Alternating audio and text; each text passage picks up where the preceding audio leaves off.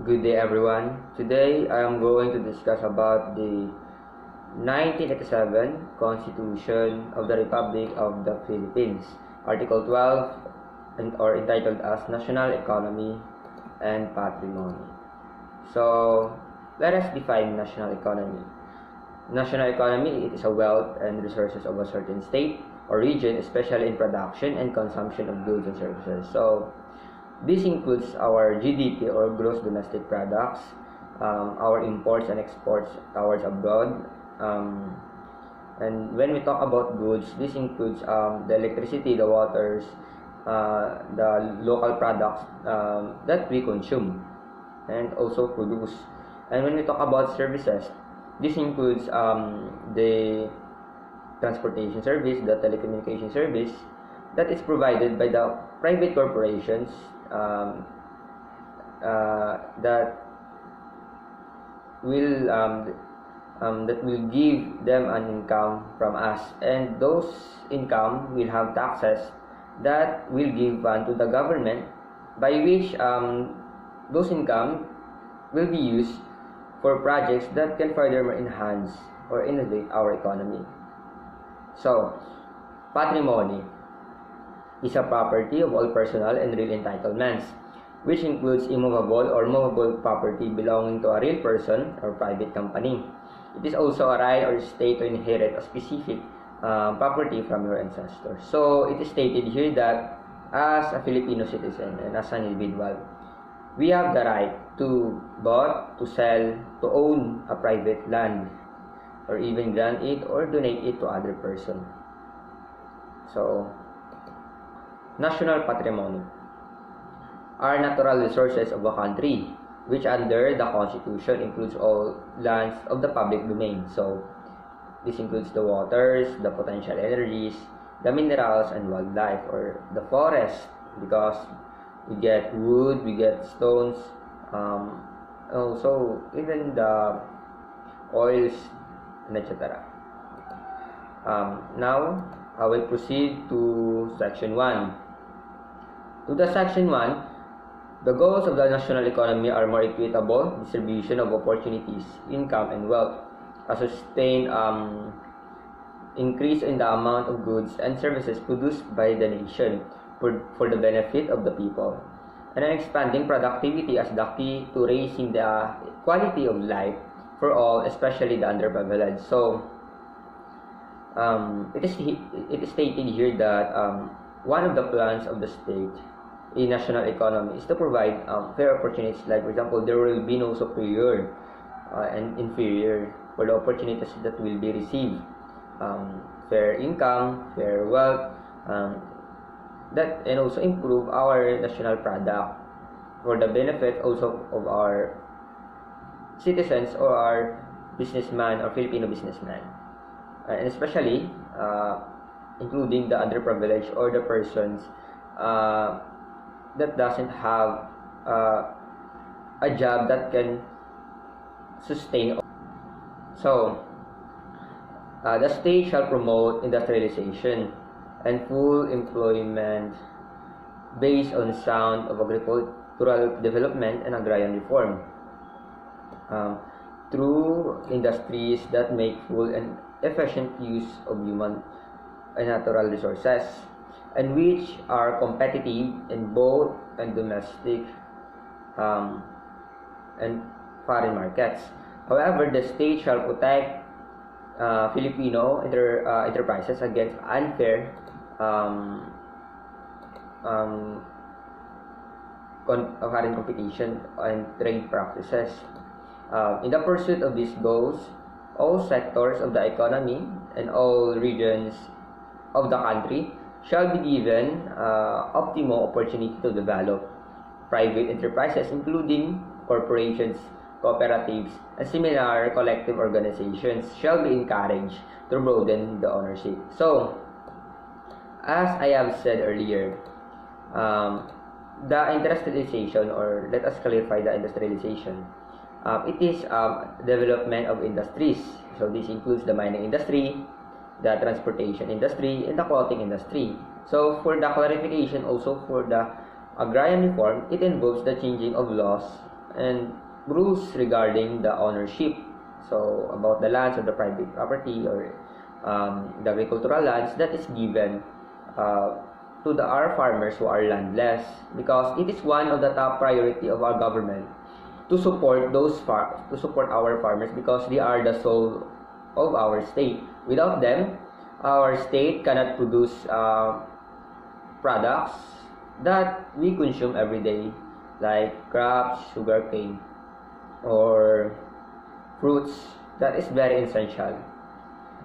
So, and also the state encourages the agricultural industries to employ our citizens and use of our natural resources, and it also gives them a protection in order for the Filipino enterprises to have a fair competition against foreign enterprises.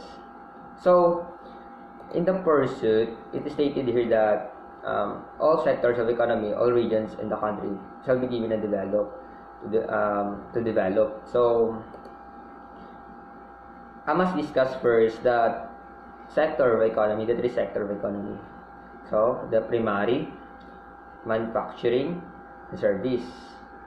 So, when we say primary, these are the resources that we extract. The original resources that we extract. Like, for example, the fishing, farming, or mining. There are no additional artificial products. It is just from the nature itself when we extract. So when we say manufacturing, the car factory, brewery, or flour mill, it is the products that we already extract and create a new product that can furthermore benefit us as citizens in this country. So when we talk about service, it is not a product. However, it is an establishment that gives service. Take care of their customers. Like, for example, the banking, the retail shops, and restaurants. They provide food for the banking. They provide money for those who want to borrow or to loan or to have an investment. So,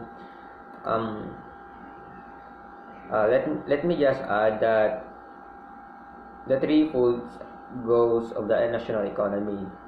First is the equity or fair distribution of opportunities. There are no unfair here, because all of them, no matter how small or big that company, will receive the same amount of service that is given by our government to those private enterprises. So, to the growth, sustain increase in the amount of goods and services produced by the nation. So, when we talk about this, the enterprises or our national economy do their best to level up or to upgrade or to innovate the products that we produce through exporting, because that is one of the income that our state mostly get for exporting, like, for example, bananas. So the productivity, the ability to effectiveness for making greater output of every unit. So it depends if your product is really effective to other countries. If it is your national economy, if your product is a high good quality, because if it is a high good quality, then the market will surely want it. So let us proceed to section 2. So the section 2 states that all lands of the public domain, like waters, minerals, coal, petroleum, and other mineral oils, all sources of potential energy, fisheries, forests or timber, wildlife, flora and fauna, and other natural resources are owned by the state, with the exception of agricultural lands. All other natural resources shall not be alienated. The exploration, development, and utilization of natural resources shall be under the full control of and supervision of the state. The state may directly undertake such activities, or it may enter into a co-production, joint venture, or production sharing agreements with Filipino citizens, or corporations or associations at least 60% of whose capital is owned by such citizens. Such agreements may be for a period not exceeding 25 years, renewable for not more than 25 years under such terms and conditions as may be provided by law. In cases of water rights or for irrigation, water supply fisheries, or industrial uses other than the development of water power, beneficial use may be the measure of our and limit or the grant. So it is stated here that all public domains, that includes the waters, the wildlife, or our natural resources, in short, the state has control, or it is owned by our state. And when we talk about alienable lands, these are the lands that is transferable, that can be transferred from person to another person. However, this excludes the natural resources, because when we talk about natural resources, it discusses our national economy. It is one of the state that want to explore and extract in order for our economy to lessen inflation. So, except agricultural reclassified as alienable or alienated by state, all natural resources cannot be transferred ownership to another person. So, as I have stated earlier, our state have the control of the state may enter into a sharing agreement. However, 60% of the capital is owned or must be from the Filipino citizen. Contracts and agreements should not be more than 25 years, and it can be renewed as long as it does not exceed 25 years yet. For the water rights, it must undergo into a process where it is checked and identified for how can it benefit the state before it will be approved. So, the state shall protect the nation's marine wealth in its archipelagic waters, territorial sea, and exclusive economic zone, and reserve its use and enjoyment exclusively to Filipino citizens. So it is stated here that the state is obliged to protect the wealth of our territorial waters. For example, the clams, the fishes, the oils, the corals, and etc. So, the Congress may by law allow small-scale utilization of natural resources by Filipino citizens, as well as cooperative fish farming with priority to subsistence fishermen and fish workers in rivers, lakes, bays, and lagoons. So our Congress allows the fishermen to use to extract or use our or to utilize our natural resources of in our water bodies. However, if it is a big business, then according to law, they must, if they earn more income that is much more sufficient to their daily needs, then they have to pay taxes to the government. They have to have a permit to the municipal about the business. So the president may enter into agreements with foreign-owned corporations involving either technical or financial assistance for large-scale exploration, development, and utilization of minerals, petroleum, and other mineral oils according to the general terms and conditions provided by law. Based on real contributions to the economic growth and general welfare of the country, in such agreements, the state shall promote the development and local scientific and technical resources. The President shall notify the Congress of every contract entered into in accordance with this provision within 30 days from its execution. So it is stated here that the President may enter into a contract or agreement to foreign-owned corporations or foreign country where it involves the financial assistance or the use of advanced tools in order to extract our resources, because the Philippines is a third world country, so it is understandable that we do not have enough funds or resources yet to extract our natural resources. So we promote the use of local tools in such activity, and the President is obliged to present what is the content of their agreements within 30 days to the Congress. So, Section 3. Section 3. Lands of the public domain are classified into agricultural, forest, or timber, mineral lands, and national parks. Agricultural lands of the public domain may be further classified by law, according to the uses to which they may be devoted. Alienable lands of the public domain shall be limited to agricultural lands. Private corporations or associations may not hold such alienable lands of the public domain except by lease, for a period not exceeding 25 years, renewable for not more than 25 years, and not to exceed 1,000 hectares in area.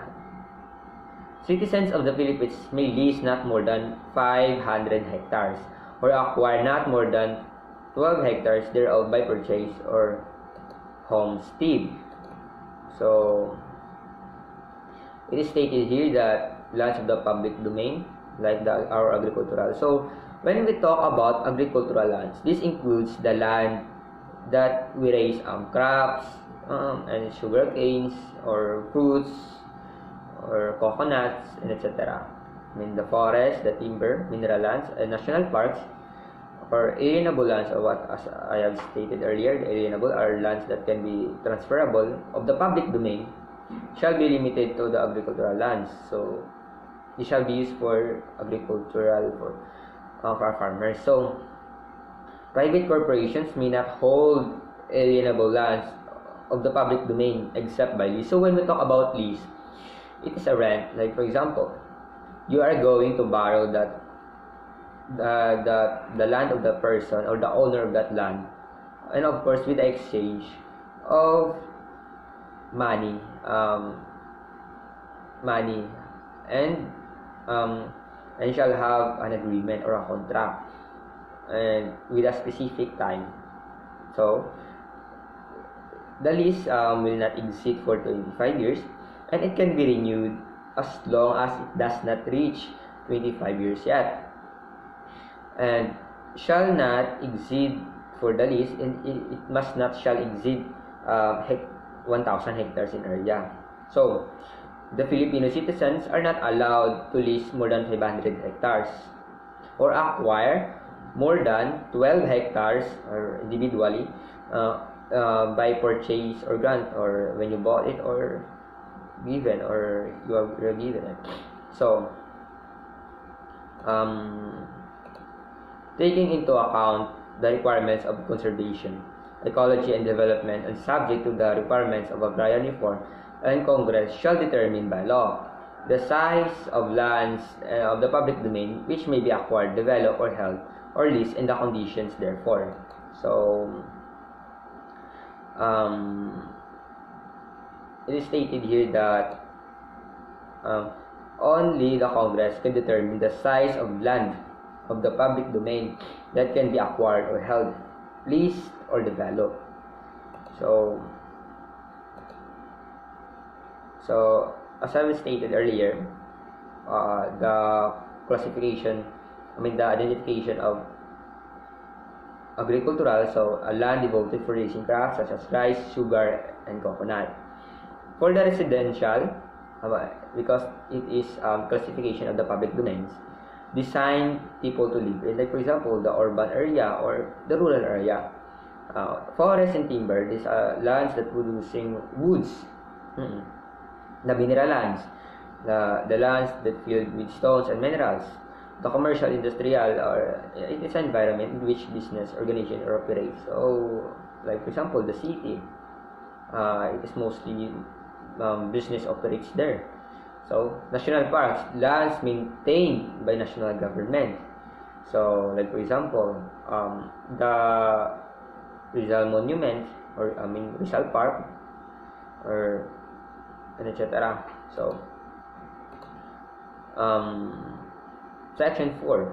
The Congress shall, as soon as possible, determine by law the specific limits of forest lands and national parks, making clearly their boundaries on the ground. Thereafter, such forest lands and national parks shall be converted and may not be increased or diminished, except by law. The Congress shall provide for such period as it may determine measures to prohibit the logging in endangered forests and watershed areas. So,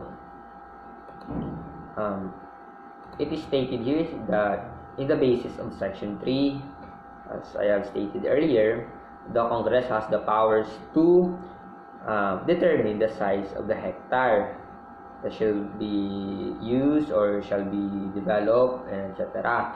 The Congress, as soon as possible, will decide what limits from land from forests or national parks will be cleared and shall be used. Once the forest lands or national parks are completely built, and it may not be destroyed or increased or developed, except if there is a new law that is that's its function. So, to the Section 5, it is stated here that the state, subject to the provisions of this Constitution and national development policies and programs, and shall protect the rights of indigenous cultural communities to their ancestral lands to ensure their economic and social and cultural well-being. The Congress may provide for the applicability of customary laws governing property rights of relations in determining the ownership and extent of ancestral domain. So, let us define what is ancestral domain first before I will give translation to Section 5. So, ancestral domain embraces all lands located within and generally belonging what is called cultural region, including the lands which are not yet occupied. So, according to Section 5, it is stated here that the state or the government is obliged to protect and provide some programs that can ensure the rights of our indigenous people. Like for example, our rights, Banawi rights there says that our government do its best to preserve their culture or to the image of the Banawi rights terraces, because it does not only preserve or take care of our history, but also give income to the state, especially to those tourists from other countries who would like to visit and know our culture of that specific land. And the Congress has the ability to limit the ancestral domains that shall be used for the benefits of the state. So, because as our government, as our state is expanding and growing, we need some lands that we need to use, because our population is also growing too, and we need to cope up with the economic world or globalization. So, for the Section 6, the use of property bears a social function, and all economic agents shall contribute to the common good.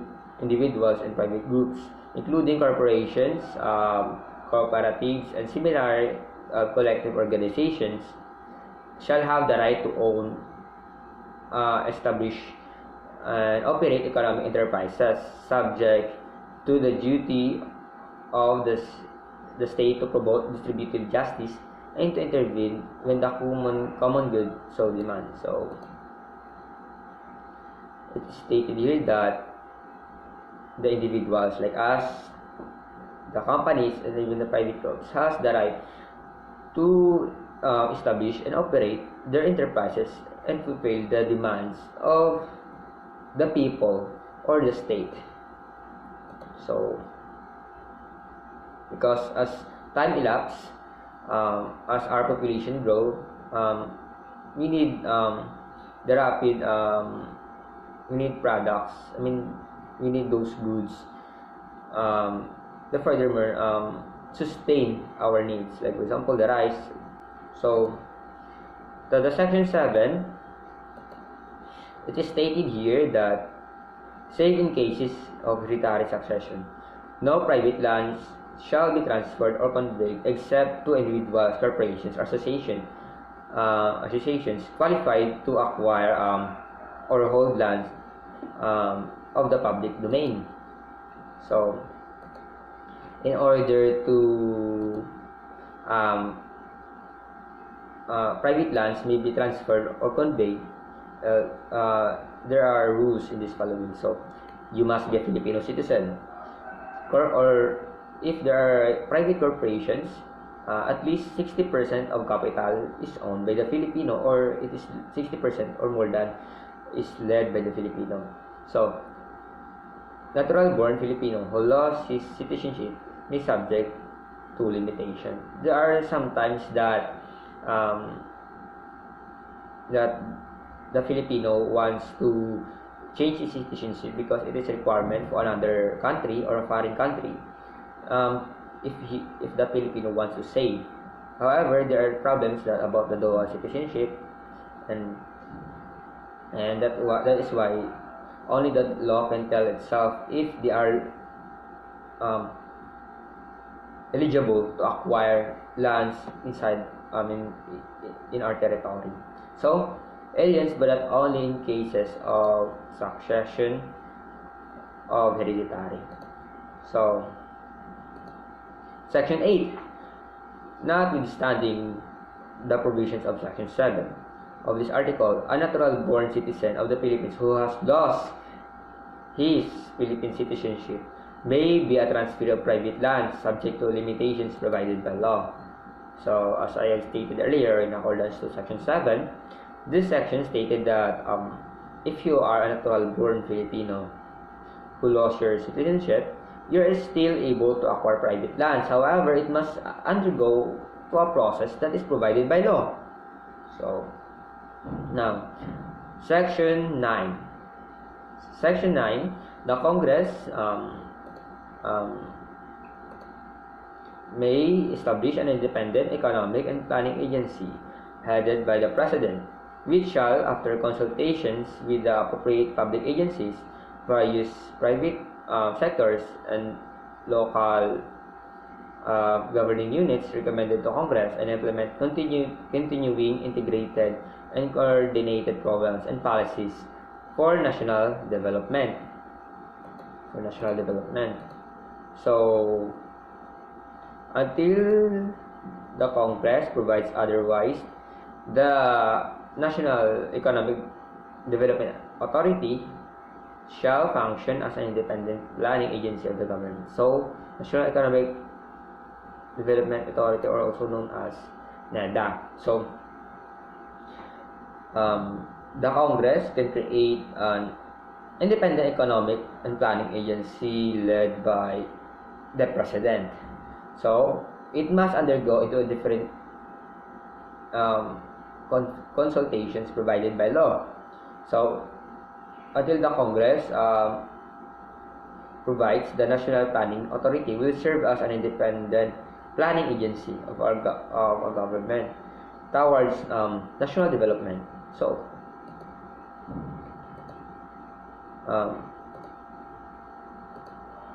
features and functions. So that agency, one of the features and functions of the agency is it is independent. Um, it is a central body of economic planning and policy.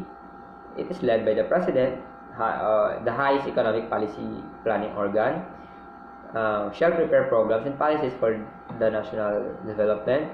Shall prepare programs and policies for approval of Congress, and it shall recommend and implement policies for also the benefit of our national economy. So, Section 10. So, the Congress shall, upon recommendation of the Economic and Planning Agency, when the national interest dictates, reserve to citizens of the Philippines or to corporations or associations at least 60% to whose capital is owned by such citizens, or such higher percentage as Congress may prescribe. Certain areas of investments, the Congress shall enact measures that will encourage the formation and operation of enterprises whose capital is wholly owned by Filipinos. So, in the grant of rights, privileges, and concessions covering the national economy and patrimony, the Congress shall give preference to qualified Filipinos. The state shall regulate and exercise authority over foreign investments within its national jurisdiction in accordance with its national goals and priorities. So, it is stated here that the Congress shall reserve citizens of the Philippines or corporations at least 60% of whose capital is owned by the Philippines, as I have stated previously, and owned by such citizens, and the Congress may suggest up to 100 investments. So it is much better if the investment or that company or that enterprises is much owned whole by the Filipino, because it does not only benefit the owners of that company, and I'm sure that the Filipino also will prioritize their own blood or their own adugo. So, the Congress will enact rules and regulations to promote these enterprises owned by Filipinos. Like, for example, there are products like we see in TV, television. So, the Congress allowed them to advertise their own products, and it is it is also stated in law. So, in order for that, Filipino product or enterprises will grow and will be known here in our country. So, also the Congress shall protect. Our government shall protect their prior rights for those who are only qualified. That is, and the state shall ensure to keep an eye on the foreign investment, because there are sometimes that the foreign investments do illegal objectives within our. That's why, to control our economy, that is why they have to keep eye on to the foreign investors to follow and abide our law. So,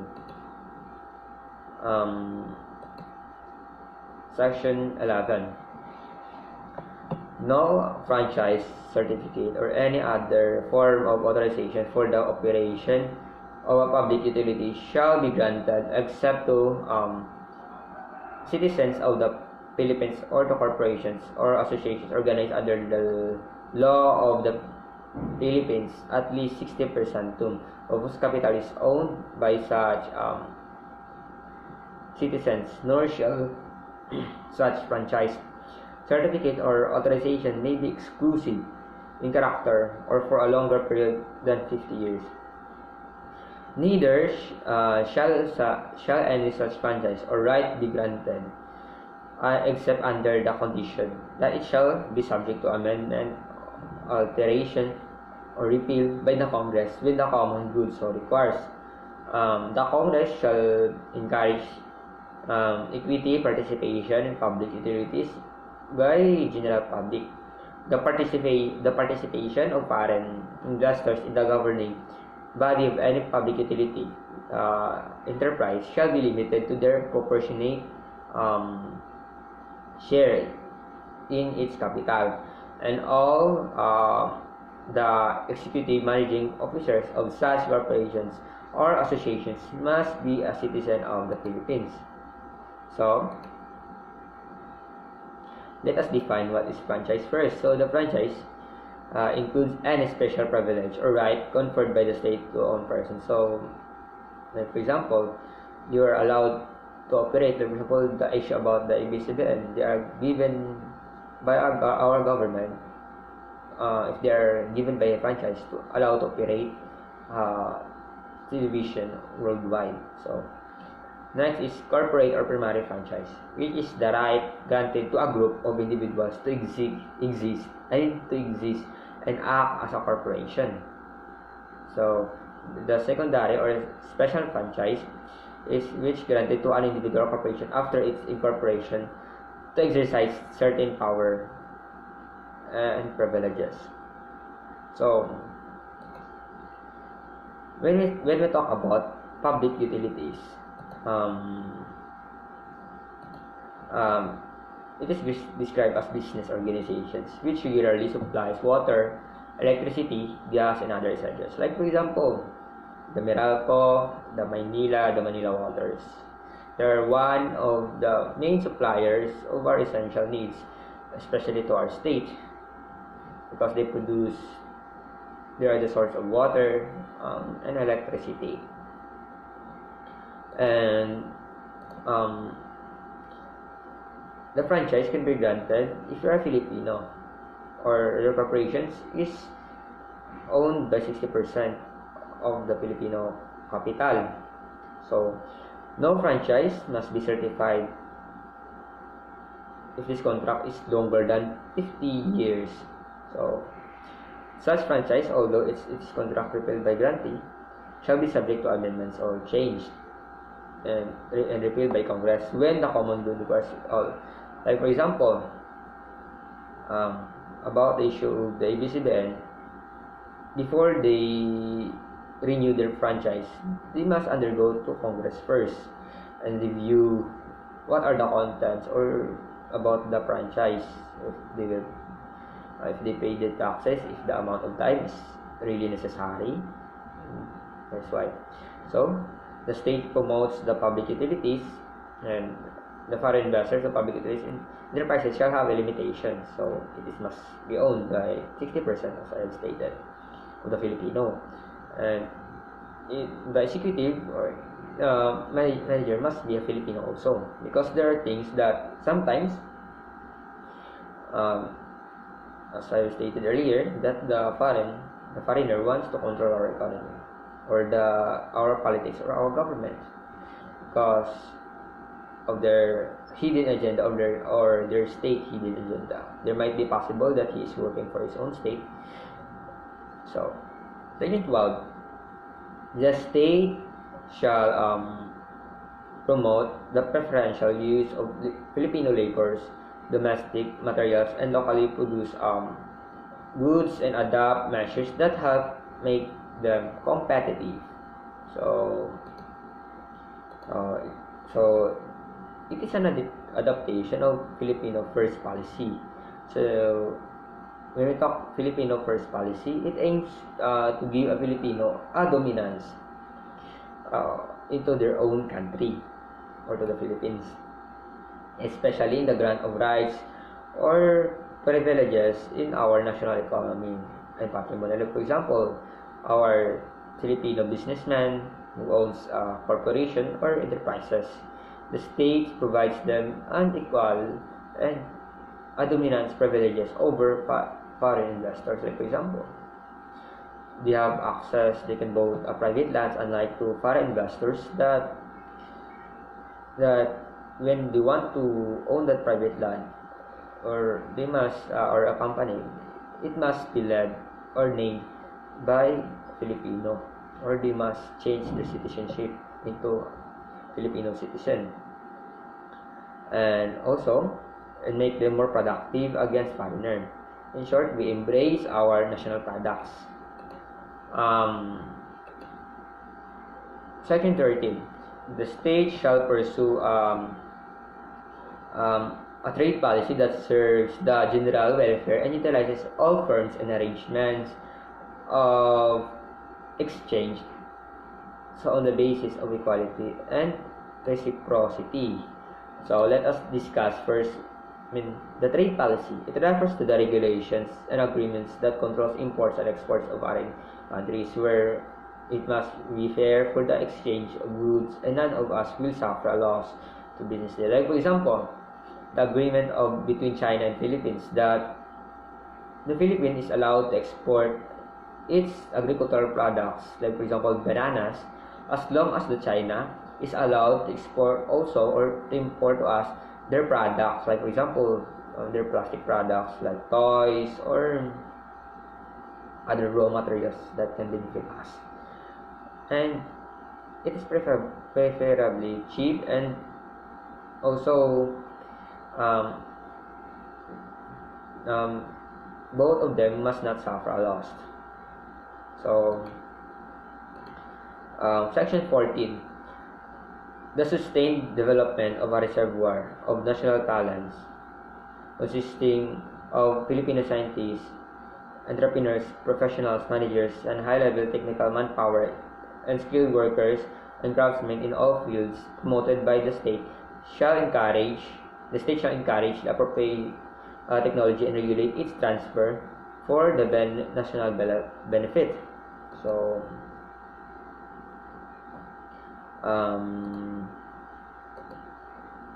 the practice of all professions in the Philippines shall be limited to Filipino citizens, save in cases prescribed by law. So let us discuss first human resources. So human resources are the most critical resources of economic growth. They are the active factors of the development that utilize through their labor to produce goods and services. They are the soul and blood of our economy. This includes the Filipino scientists, like as what Section 14 stated earlier, the entrepreneur, the professionals, the skilled workers, and etc. that must be given recognition by our state. So without these skilled workers, our state will not function. Who will create service to the citizens if there are no workers that is eligible and expert to that job? And also technology transfer, a transfer for new technology from originator to secondary user, especially from the developed to less developed countries in such developed countries in an attempt to boost their economies. Like for example, if there are new discovery, a machine or a product, like for example Japan or for example their trains, they might be able to help us by providing those trains to us. Or like for example in hospital, if we know that we are not enough in hospital care, or we are not we still need the support of other countries in order to expand or innovate our knowledge of our healthcare service. So Section 15, the Congress shall create an agency to promote viability and growth of cooperatives as instruments for social justice and economic development. So let us define first the cooperative. So cooperative is a business type unit through which individual members cooperate in providing specific types of services for of mutual benefit of the membership. They are classified as consumer or producers and marketing. And also for the agency, as I have stated, as clarified earlier, that it is a business or organization that is established to provide particular service, typically one that involves transaction between two or both parties. So the Section 15 stated that to be fair to both parties, none of them will suffer a huge loss towards goal and success of our economy. Section 16. The Congress shall not, except by general law, provide for the formation, organization, and regulation of private corporations. Government-owned or controlled corporations may be created or established by special charters in the interest of the common good and subject to the test of economic viability. So, the Congress is prohibited from passing a special charter for the regulation of the specific private corporation, except if there is a law, general law, that gives equal rights to all corporations to prevent discrimination, wherein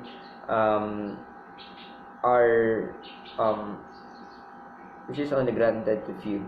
However, the special charters are only applicable to government or owned corporations for the benefit of our economy. So, when we say special charter, it is a granting certain of special rights, specified rights, power, and privileges, or functions from the sovereign power of a state to individuals. So, it is a privilege or a right that is given by the state or a government to an individual or corporation, but it is mostly happen to government-owned corporation. And also economic viability. So, a government corporation will have the capability to make profits and will not depend to special assistance budget of the government. So, they have the capability to create their own income without depending and asking assistance for the main government. So, we are now in the economic crisis or national emergency. So, let us discuss first what is economic crisis. So, economic crisis can be defined as the wild fluctuation outside the acceptable limits of change. The prices or supplies in the market, commodity or services factors of production. So, when we say economic crisis, it is lack of income in our economy. The inflation of every products increases, and there are shortage of products that we produce, and it is not enough for it is not enough for the consumers. So, after that, the state of emergency resulting from a danger or threat of danger to be a nation from foreign or domestic sources, and usually declared to be an existing governmental authority. So, the president or the Congress may declare a state of emergency if there are any danger that threatens our nation, like for example rebellion, invasion, or and maybe the economic crisis also. So, section 17. So, in times of national emergency, when the public interest so requires, the state may, during the emergency, under reasonable terms prescribed by it, temporarily take over or direct the operation of any privately owned public utility or business affected with public interest.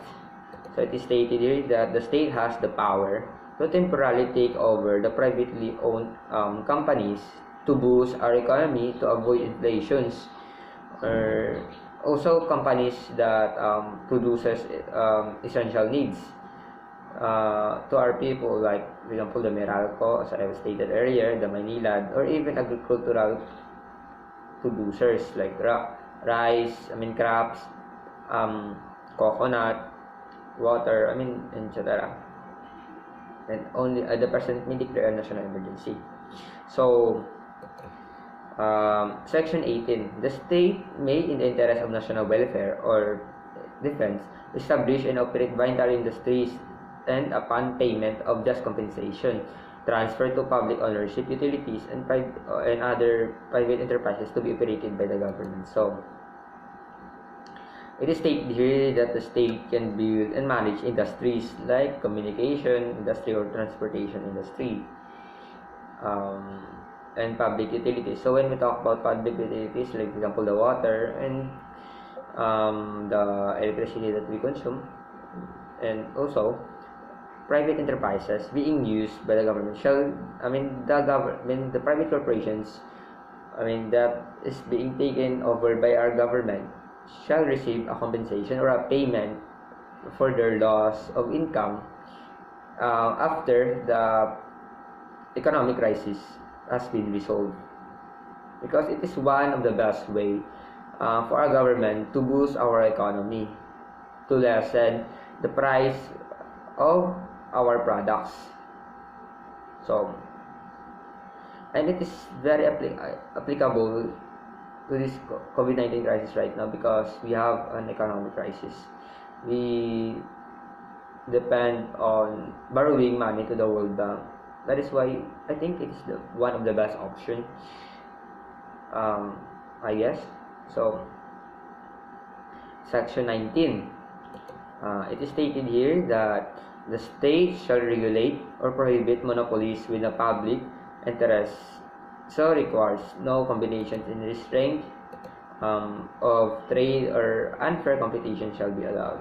So, let us discuss first the monopoly. So, when we say monopoly, it is the seller who has the exclusive possession or control of the supply or a trade in a commodity service, because no competitions from others can dominate it.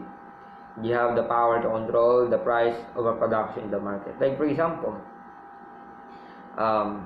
if that businessman has the power to control the price of his product in a specific province, because he is the only one who has an advantage over other competitions. And also, let us discuss the restraint of trade. So when we say restraint of trade, the combinations of acts and practices which interfere with the normal production and supply of commodities and suppression of the competition. Restriction upon the right of a person to engage in trade or business. So it is a punishment or to a person or to private corporations who does not follow who does not abide the law properly, and it is one of the penalties that is given to them. Like for example, the UN or the United States has given penalty to has punished the North Korea. So that's why the North Korea is a very poor country. They cannot trade globally, and they can only trade inside their country, their own country. This is what we call an example of restraint of trade. So, it is also stated here that the Section 19 that even without prohibitions of the monopoly, the state can still prohibit the monopolies, because it affects our national interest, our public interest. So if the monopolies abuse the prices of their products, then it will be a great downfall for the consumers as well, because what if their product is really essential, and what if our country is suffering an economic crisis?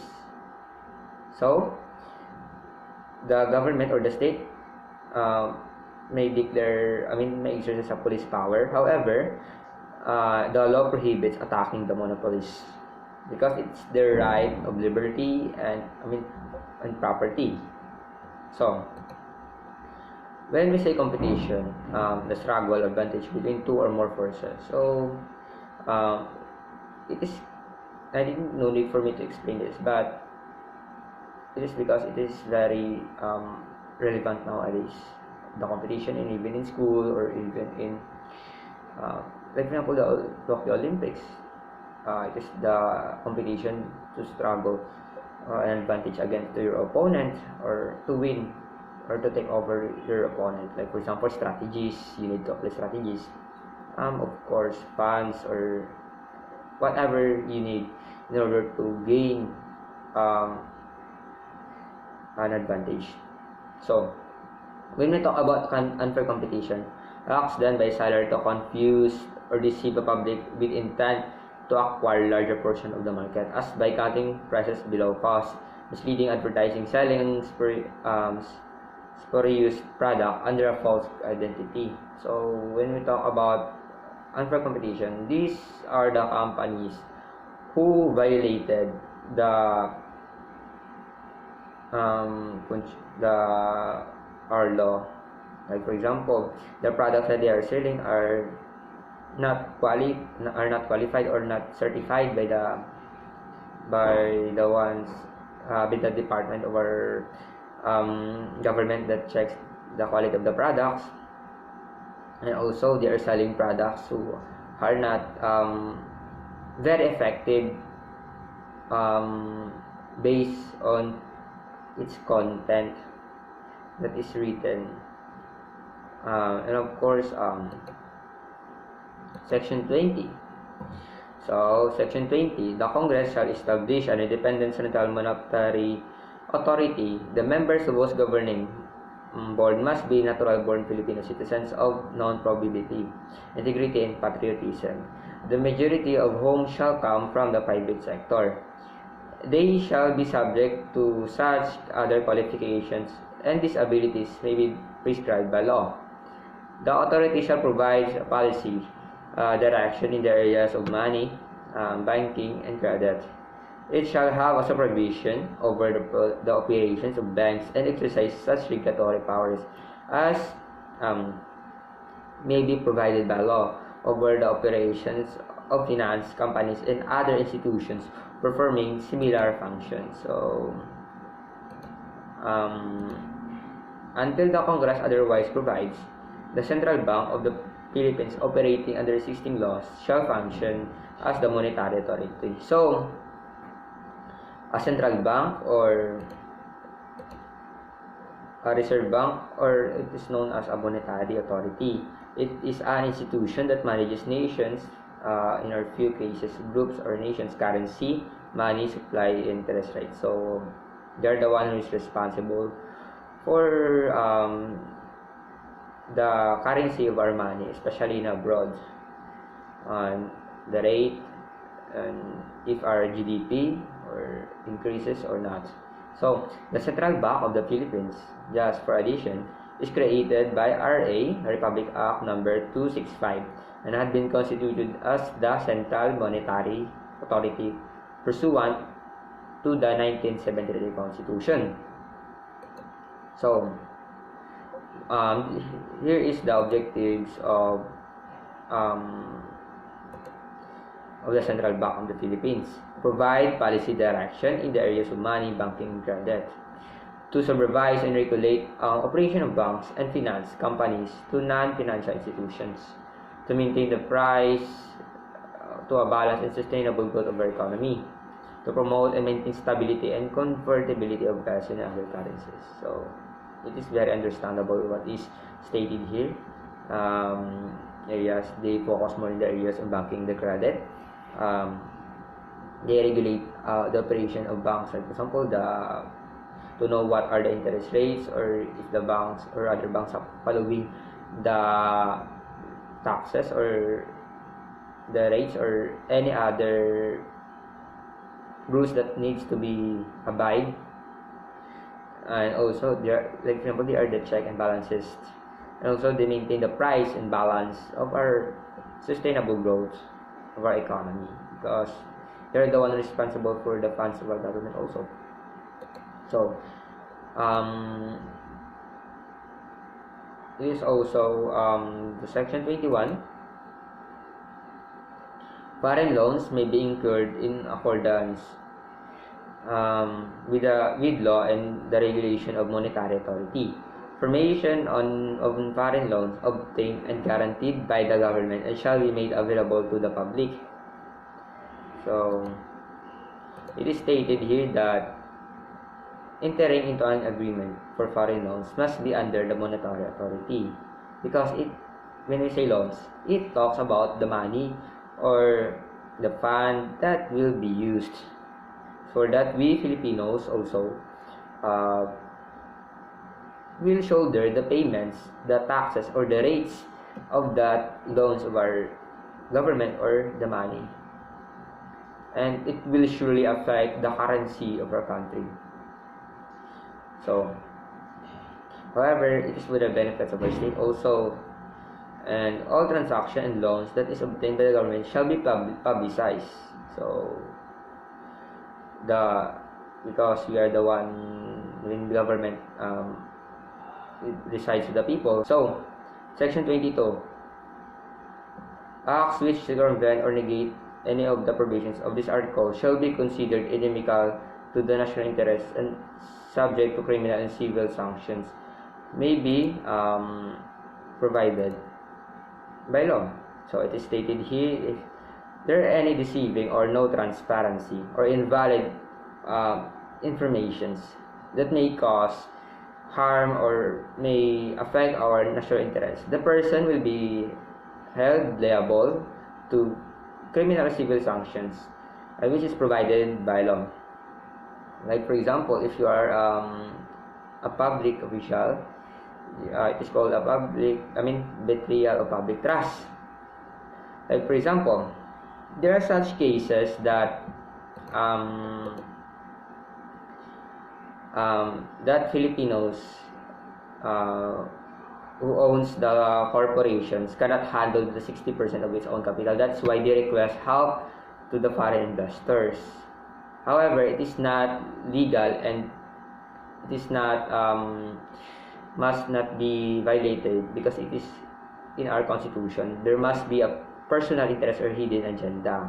That is why the Filipinos use their name to acquire a specific land or private land, but they have an agreement to the foreigner. Like for example, the foreigner will have the right, according to their contract or agreement, will have the right to use it according to their will. So it is I think there is a law here, and it is called anti-dummy law. You will be sanctioned by anti-dummy law. You will, and also it is the end of my slides. I hope you learned about the sections in this article of the 1987 Constitution. So thank you.